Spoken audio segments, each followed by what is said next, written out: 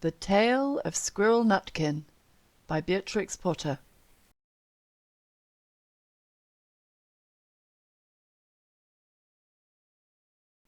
This is a tale about a tale that belonged to a little red squirrel, and his name was Nutkin. He had a brother called Twinkleberry, and a great many cousins. They lived in a wood at the edge of a lake.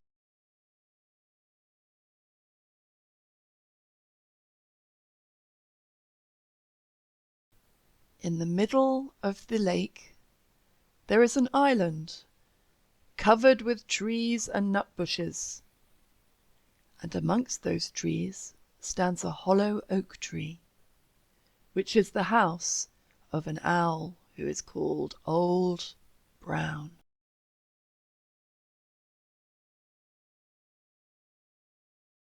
One autumn, when the nuts were ripe, and the leaves on the hazel bushes were golden and green, Nutkin and Twinkleberry and all the other little squirrels came out of the wood and down to the edge of the lake.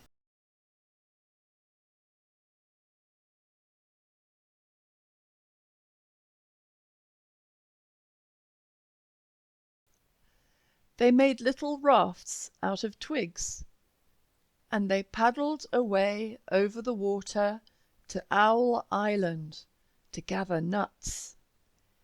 Each squirrel had a little sack and a large oar, and spread out his tail for a sail.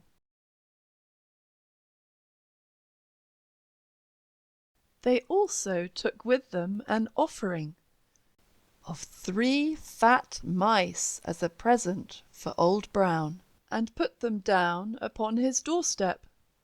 Then Twinkleberry and the other little squirrels each made a low bow and said politely, "Old Mr. Brown, will you favour us with permission to gather nuts upon your island?"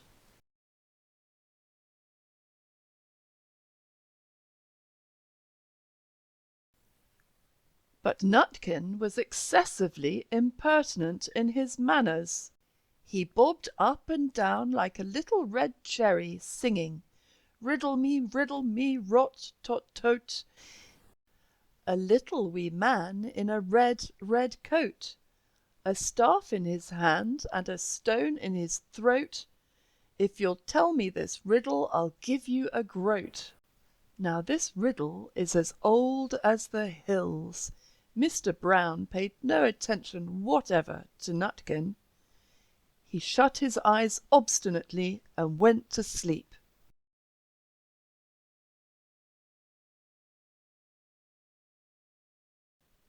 The squirrels filled their little sacks with nuts and sailed away home in the evening.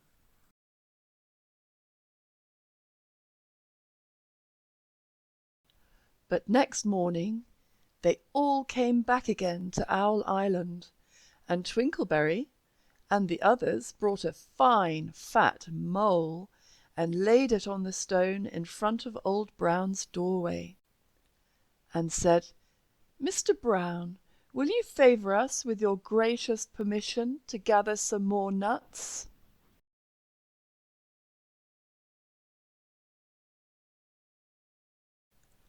But Nutkin, who had no respect, began to dance up and down, tickling Mr. Brown with a nettle, and singing, "Old Mr. B, riddle me ree, hitty-pitty within the wall, hitty-pitty without the wall.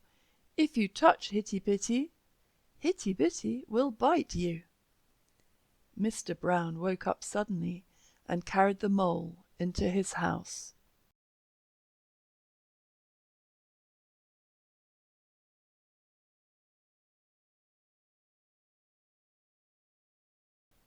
He shut the door in Nutkin's face.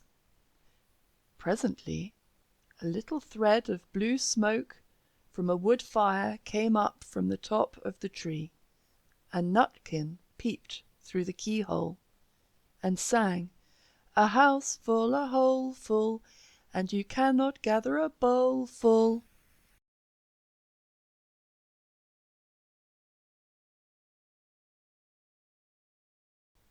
The squirrels searched for nuts all over the island, and filled their little sacks. But Nutkin gathered oak apples, yellow and scarlet, and sat upon a beech stump playing marbles, and watching the door of old Mr. Brown.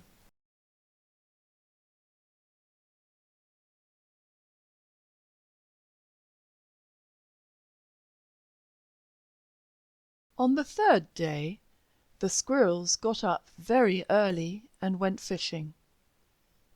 They caught 7 fat minnows as a present for Old Brown. They paddled over the lake and landed under a crooked chestnut tree on Owl Island.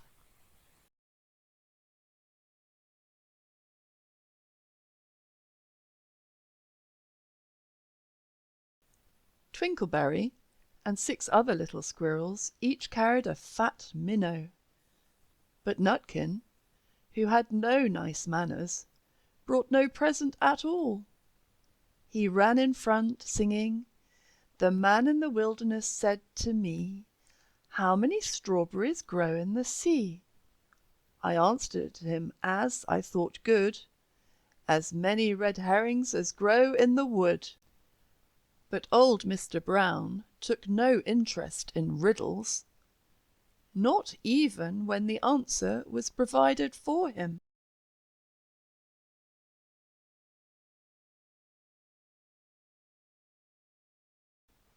On the 4th day the squirrels brought a present of 6 fat beetles, which were as good as plums in plum pudding, for Old Brown. Each beetle was wrapped up carefully in a dock leaf, fastened with a pine needle pin. But Nutkin sang as rudely as ever, "Old Mr. B, riddle me ree, flower of England, fruit of Spain, met together in a shower of rain, put in a bag tied round with a string. If you'll tell me this riddle, I'll give you a ring." Which was ridiculous of Nutkin, because he had not got any ring to give to Old Brown.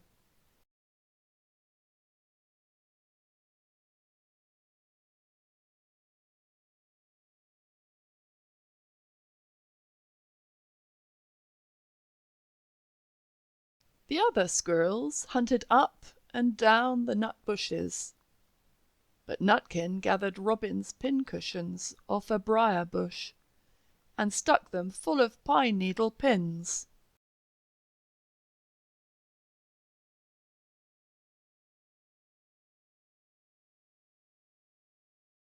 On the 5th day the squirrels brought a present of wild honey. It was so sweet and sticky that they licked their fingers as they put it down upon the stone. They had stolen it out of a bumblebee's nest on the tippity top of the hill. But Nutkin skipped up and down singing, "Hum-a-bum, buzz, buzz, hum-a-bum, buzz. As I went over Tipple Tine, I met a flock of bonny swine, some yellow nacked, some yellow backed. They were the very bonniest swine that e'er went over Tipple Tine."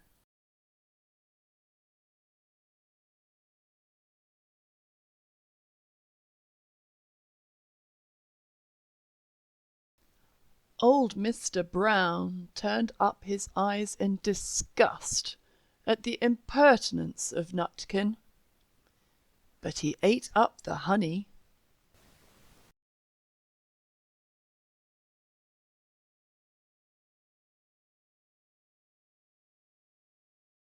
The squirrels filled their little sacks with nuts, but Nutkin sat upon a big flat rock and played ninepins with a crab-apple and green fir cones.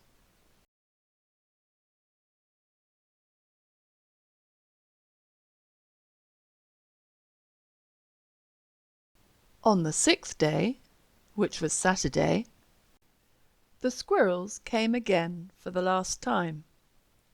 They brought a new-laid egg in a little rush basket as a last parting present for Old Brown. But Nutkin ran in front laughing and shouting, "Humpty Dumpty lies in the beck, with a white counterpane round his neck. 40 doctors and 40 wrights cannot put Humpty Dumpty to rights."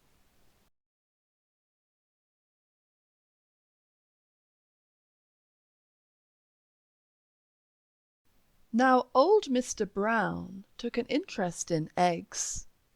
He opened one eye and shut it again, but still he did not speak.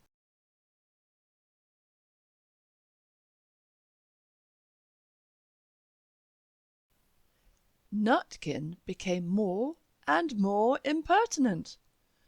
Old Mr. B, hickamore, hackamore, on the king's kitchen door, all the king's horses and all the king's men couldn't drive hickamore, hackamore off the king's kitchen door.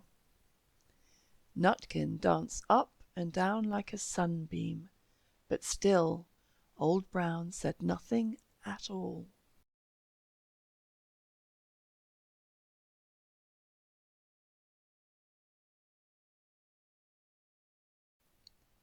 Nutkin began again. "Arthur O'Bower has broken his band. He comes roaring up the land. The King of Scots with all his power cannot turn Arthur of the bower." Nutkin made a whirring noise to sound like the wind, and he took a running jump right onto the head of Old Brown. Then, all at once, there was a flutterment and a scufflement and a loud squeak. The other squirrels scuttered away into the bushes.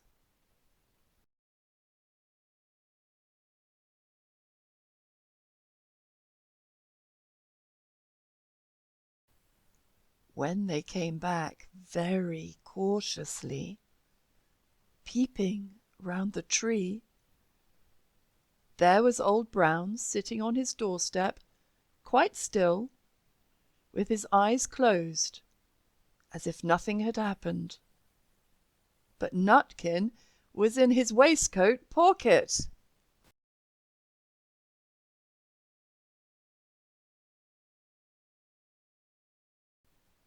This looks like the end of the story, but it isn't.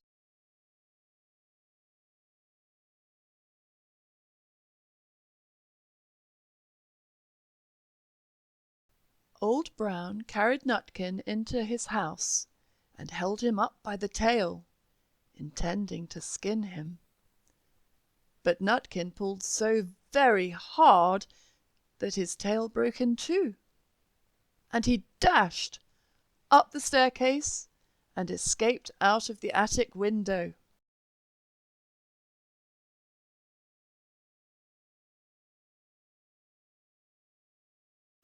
And to this day, if you meet Nutkin up a tree and ask him a riddle, he will throw sticks at you and stamp his feet and scold and shout, "Cuck, cuck, cuck, curr, cuck."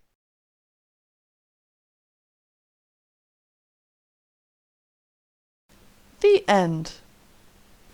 I hope that you enjoyed this listening practice story.